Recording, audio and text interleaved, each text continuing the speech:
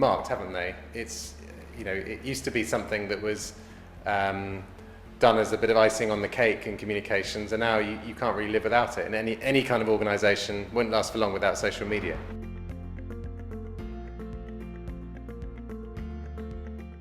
Once you've decided that you do want to communicate and you want to, build supporters and change policy, make change in society, then obviously social media gives you the reach to do that and the potential reach to kind of build a real campaign and actually get people behind the cause that you're trying to support. So I think the first decision is, I want to be open about this. I want to engage with wider groups who then work out, as you say, who that audience is.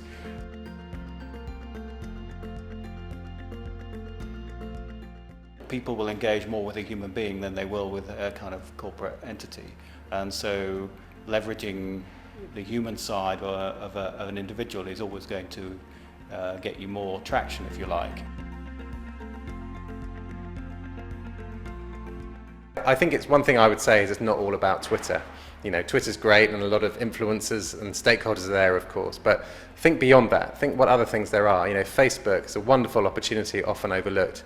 Instagram as well, even things like Pinterest and many other, anything that's out there and exists, I would recommend that people should consider using.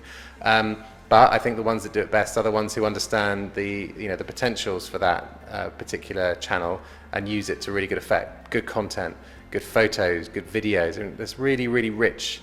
There's a really rich seam of different kinds of content, especially given the subject matter where a lot of these organisations are involved with. Getting out there, sharing good stuff, making a point, engaging with others. It can be very powerful indeed. No, I agree with that. The other thing to say is, you may not be trying to reach mass audiences, consumers. You may be trying to reach a few influencers. You may be policymakers in a particular subject area. So the key is to find out where are those audiences spending their time, identify them down to an individual level, and go where they go. And that should drive your platform strategy rather than what's the biggest platform in this part of the world.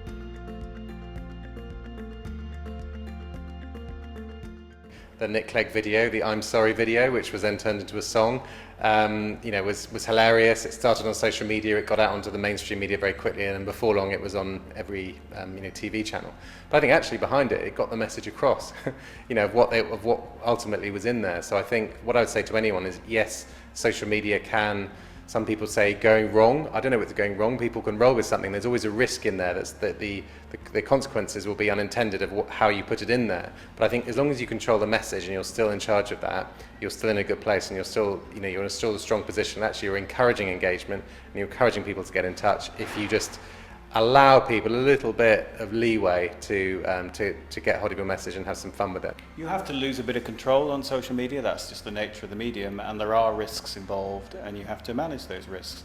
But the greater risk is just not being there at all.